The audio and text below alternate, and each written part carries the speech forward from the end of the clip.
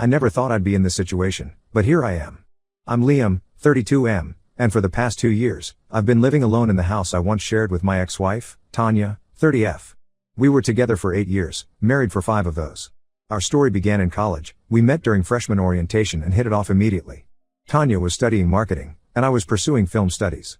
We bonded over our shared love for indie movies and obscure bands. Our relationship moved quickly. By our junior year, we were living together in a tiny off-campus apartment. After graduation, we both landed entry-level jobs in the city, Tanya at a marketing firm and me as a production assistant for a local film company. We got married a year later in a small ceremony with just our closest friends and family. For the first few years, everything was great. We were young, in love, and building our careers. We bought our house in the suburbs 3 years into our marriage.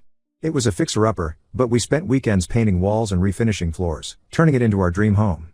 But somewhere along the way, things started to change. Tanya's career took off. She was promoted rapidly, working longer hours and traveling more. Meanwhile, I was still struggling to move up in the film industry. The irregular hours and frequent travel for shoots started to take a toll on our relationship. We began to grow apart, spending less and less time together. We tried to make it work. We went to couples counseling, planned date nights, even took a second honeymoon. But in the end, we had to face the truth. We wanted different things in life. Tanya was focused on climbing the corporate ladder, while I was still chasing my dream of becoming a director. The divorce was amicable. We both agreed it was for the best. I kept the house because it was closer to my work, and Tanya moved into a sleek downtown apartment that better suited her new lifestyle. We divided our assets fairly and went our separate ways. For the first year after the divorce, everything was fine. I threw myself into my work, finally landing an assistant director position on some bigger projects. The irregular hours and frequent travel became a welcome distraction from the emptiness of the house. But about 6 months ago, strange things started happening. It began with small, easily dismissible incidents. I'd come home from a shoot to find my favorite coffee mug in a different cupboard, or the throw pillows on the couch arranged differently than how I left them. At first, I chalked it up to stress and fatigue playing tricks on my mind. Then things escalated. I started noticing food missing from the fridge, not everything, just specific items. The fancy French cheese I splurged on as a treat for myself. The expensive bottle of scotch my dad gave me for my 30th birthday. Once, I even found dirty dishes in the sink when I was sure I'd cleaned everything before leaving for a 2-week shoot in Vancouver. I tried to rationalize it. Maybe I was more forgetful than I realized. Maybe I was sleepwalking or had some sort of stress-induced memory loss. I even wondered if I had a carbon monoxide leak making me forget things, so I had the house checked, but everything was fine. The incident that finally convinced me something was really wrong happened last month. I returned from a week-long shoot in New York to find my Netflix watchlist filled with shows I'd never heard of, let alone watched. There were half-finished episodes of reality TV shows I wouldn't be caught dead watching. That's when I knew someone had been in my house. I called my best friend, Randy, 33M, in a panic. Randy and I have been friends since high school. He was my best man at my wedding and has been my rock through the divorce and everything after. I told him everything that had been happening, half expecting him to think I was losing my mind. But Randy took me seriously. He suggested I install security cameras, just to be safe. At first, I balked at the idea. It seemed so extreme, so paranoid. But the more I thought about it, the more it made sense. If nothing else, it would give me peace of mind. So, I took Randy's advice and had a security company install cameras throughout the house. They showed me how to access the footage from my phone, which was pretty nifty. Last week, I had to go on another business trip, this time for 10 days. We were shooting on location in New Zealand for a big-budget fantasy film. It was an exciting project, and normally I would have been thrilled about the opportunity. But I couldn't shake the feeling of unease about leaving my house again. The shoot was intense, 14-hour days, difficult terrain, and unpredictable weather. I barely had time to think about what might be happening back home. But on the flight back, anxiety started to gnaw at me. What would I find when I got home? Had anything happened while I was gone? As soon as I walked through my front door, I pulled out my phone and accessed the camera footage. What I saw made my blood run cold.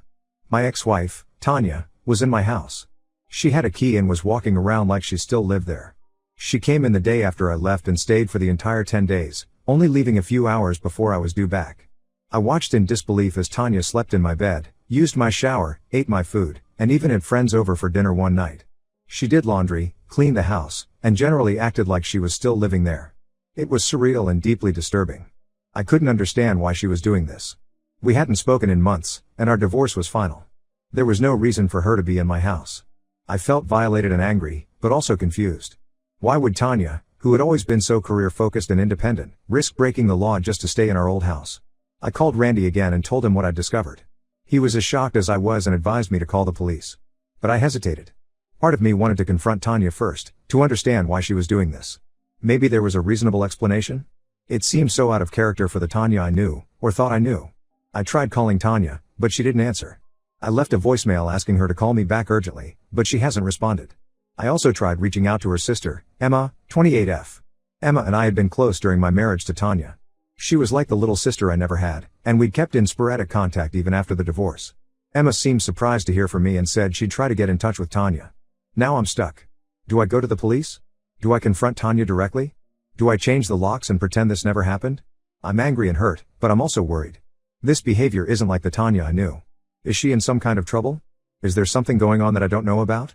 I keep replaying our relationship in my mind, wondering if I missed some signs. Was Tanya unhappy in ways I never realized?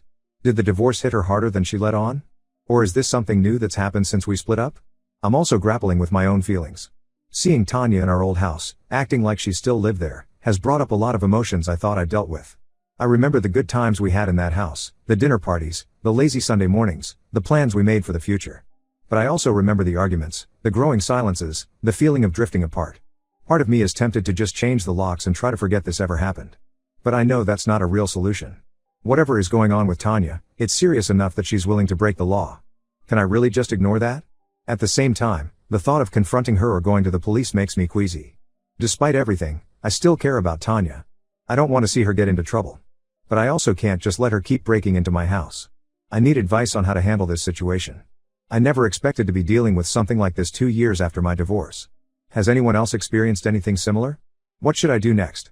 How do I balance my anger and sense of violation with my lingering concern for someone who was once the most important person in my life? Update 1. It's been 2 weeks since my last post, and I want to thank everyone for their advice and support. The situation has developed in ways I never expected, and I'm still trying to process everything that's happened. Here's an update on the situation. After much deliberation and encouragement from many of you, I decided to confront Tanya directly before involving the police. It took several attempts, but I finally managed to get her on the phone.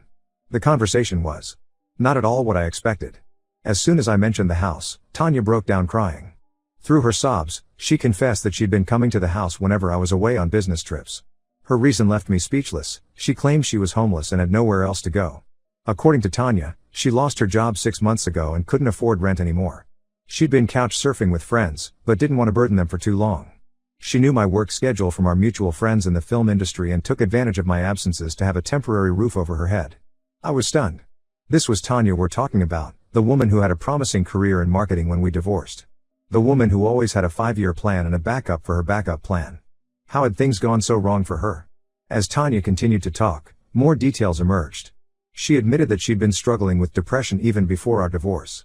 The stress of her high-powered job, combined with the collapse of our marriage, had taken a greater toll on her than anyone realized. After we split, she threw herself into her work, taking on more responsibilities and working longer hours. But instead of fulfilling her, the job left her feeling empty and burnt out. About 8 months ago, Tanya said, she made a crucial mistake at work that cost her company a major client. Instead of owning up to it, she tried to cover it up. When the truth came out, she was fired on the spot. The shock of losing her job, combined with her already fragile mental state, sent her into a downward spiral. Too ashamed to tell her family and friends what had happened, Tanya pretended everything was fine. She lived off her savings for a while, but between her high-rent apartment and her attempts to maintain her previous lifestyle, the money ran out quickly. That's when she started couch surfing, making excuses about renovations in her apartment or fumigation to explain why she couldn't go home. Despite my sympathy for her situation, I was still angry. I told her that what she did was a serious violation of my privacy and trust. I explained that I had video evidence of her breaking in and that I had been considering going to the police. This made her panic, and she begged me not to report her. Tanya swore she never took anything valuable and always cleaned up after herself. She said she only ate food that was about to expire and replaced anything she used up. The dinner party, she explained, was a one-time thing when she was feeling particularly lonely and desperate for some normality in her life. I was torn. On one hand, I felt betrayed and violated. The house was supposed to be my safe space, my refuge after the divorce. Knowing that Tanya had been there, sleeping in my bed and using my things, felt like a huge breach of trust. On the other hand, I couldn't help but feel sorry for her. We may not be married anymore, but we shared 8 years of our lives together. It was hard to see her in such a desperate situation. After our call, I reached out to Emma, Tanya's sister, again. Emma confirmed Tanya's story and admitted she knew about the situation but was sworn to secrecy. She told me Tanya had been struggling with depression since our divorce and that losing her job had been the final straw. Emma had been trying to convince Tanya to move in with her, but Tanya's pride had gotten in the way. I spent several days mulling over what to do. Part of me wanted to help Tanya. After all, we had once promised to be there for each other in sickness and in health. But another part of me felt like that wasn't my responsibility anymore. We were divorced, and Tanya's problems weren't mine to solve. In the end, I decided on a middle ground. I told Tanya she had 2 weeks to find a new place to live. I offered to pay for a month's rent at a cheap apartment to help her get back on her feet. It's not much, but it's all I can afford right now. I also strongly encouraged her to tell her family the whole truth and to seek professional help for her depression. In the meantime, I've changed all the locks and upgraded my security system. I also informed our mutual friends about the situation and asked them not to share my travel schedule with anyone anymore. I'm still processing everything that's happened. Part of me feels like I'm being too soft, but another part remembers the good times we shared and wants to help. Am I making a mistake by not reporting her? Should I be doing more to help, or am I already doing too much? I keep thinking about the Tanya I knew, strong, independent, always in control. It's hard to reconcile that image with the broken, desperate woman I talked to on the phone. I wonder if I should have seen the signs of her depression during our marriage. Could I have done something differently? At the same time, I'm trying to maintain some emotional distance. Tanya's problems are not my responsibility, and I can't let myself get too involved. I have my own life to live and my own future to think about. I'll keep you all updated as the situation develops. Thanks again for all your support and advice. It's been incredibly helpful to have this community to turn to during this bizarre and difficult time. Update 2. It's been a month since my last update, and the situation with Tanya has taken an unexpected turn. I'm still trying to wrap my head around everything that's happened, but I'll do my best to explain. First, some good news. Tanya moved out of my house as agreed. She found a small studio apartment, and I kept my word about helping with the first month's rent. I thought that would be the end of it, but life had other plans. About a week after Tanya moved out, I received a frantic call from her sister Emma. She asked if I had seen or heard from Tanya. Apparently, Tanya hadn't shown up for a family dinner and wasn't answering her phone. Given recent events, Emma was worried. I hadn't heard from Tanya since she moved out, but Emma's concern was contagious. Despite everything that had happened, I found myself driving to Tanya's new apartment to check on her. When I got there, I found the door unlocked and Tanya passed out on the floor. I called an ambulance immediately. At the hospital, we discovered that Tanya had overdosed on sleeping pills. The doctors managed to save her, but it was a close call. When she regained consciousness, she broke down and confessed everything. It turns out, Tanya's story about losing her job was only partially true. She had lost her job, but not 6 months ago. It had happened right after our divorce. The real reason? She had developed a gambling addiction. Tanya revealed that she had been struggling with depression even before our divorce. After we split, she turned to online gambling as a distraction. It started innocently enough, a few dollars here and there on online poker games. But it quickly spiraled out of control. She was staying up all night gambling, using her work computer to place bets during the day. Her performance at work suffered, and she was eventually fired for neglecting her duties. By the time she started breaking into my house, she was deep in debt to online casinos and loan sharks. She had pawned most of her valuable possessions and was truly homeless. The night she overdosed, she had received threatening messages from one of her creditors. I was shocked. How had I missed all the signs? We may have grown apart, but I never imagined Tanya was capable of hiding something so significant. I remembered how she used to joke about my poker nights with the guys, saying gambling was a waste of money. Had that been a cover for her own addiction? The attempted suicide was Tanya's rock bottom. She realized she needed help and couldn't continue living this way. The hospital has referred her to a rehab program that deals with both gambling addiction and depression. Now, I'm faced with a difficult decision. Tanya has asked me to be her emergency contact during her recovery process. She says I'm the only person she trusts completely, despite everything that's happened. Emma is willing to help, but she travels a lot for work and can't always be available. Part of me wants to help. Despite everything, I still care about Tanya's well-being. We shared 8 years of our lives together, and those feelings don't just disappear. I remember the good times, how she supported me when I was struggling to break into the film industry, how she nursed me back to health when I had a bad case of the flu. Can I really turn my back on her now, when she's at her lowest point? But another part feels like this is crossing a line. We're divorced, and her actions over the past few months have seriously violated my trust. I'm worried that getting involved in her recovery might blur the boundaries we've established since our divorce. What if she starts to depend on me too much? What if it prevents both of us from moving on with our lives? I'm torn between my residual feelings for Tanya, my desire to help someone in need, and my need to protect myself and move on with my life. What would you do in my situation? Am I obligated to help my ex-wife through this crisis? Or would it be healthier for both of us if I maintained my distance? This whole situation has brought up a lot of complicated emotions. I find myself thinking about our marriage, wondering if there were signs I missed. Could I have done something to help Tanya before things got this bad? Or was this inevitable, regardless of what I did? I appreciate any advice you can offer. This situation has become far more complex than I ever imagined, and I'm struggling to find the right path forward. Update 3. It's been 3 months since my last update, and I wanted to share the final resolution to this complicated situation. After much soul-searching and discussions with friends and family, I decided to be Tanya's emergency contact during her rehab. It wasn't an easy decision, but I felt it was the right thing to do given our history and the severity of her situation. The rehab program lasted 2 months, during which I had limited contact with Tanya. The facility kept me updated on her progress, and I spoke with her therapist a few times. It was a challenging period, but I'm glad I was able to provide some support. Tanya completed the program successfully. When she got out, we had a long, honest conversation. She apologized profusely for her actions and thanked me for my help. She also made it clear that she understood our relationship couldn't go back to what it was before. During our talk, Tanya shared more about her struggle with gambling addiction. She told me it started as a way to cope with the stress of our divorce and her high-pressure job. What began as innocent online poker games quickly escalated into an all-consuming addiction. She'd stay up all night gambling, using her work computer to place bets during the day. It was a vicious cycle that eventually cost her her job and nearly her life. Hearing her story made me realize how little I knew about addiction. I always thought of addicts as people who couldn't control themselves, but Tanya's experience showed me how insidious and gradual the process can be. It made me more empathetic, not just to Tanya but to anyone struggling with addiction. We've established some healthy boundaries. Tanya is living with her sister Emma now and is focused on her recovery.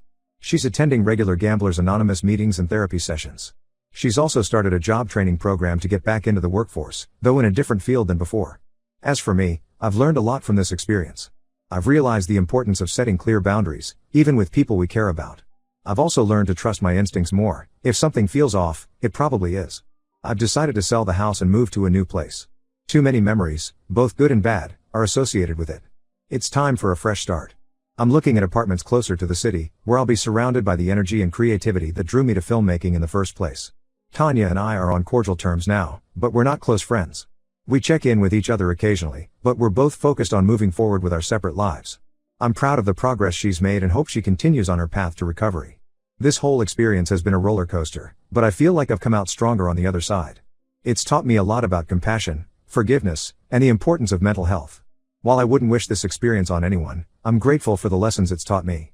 Thank you all for your support and advice throughout this journey. It's meant more than you know. Here's to new beginnings and healthier futures for both Tanya and me.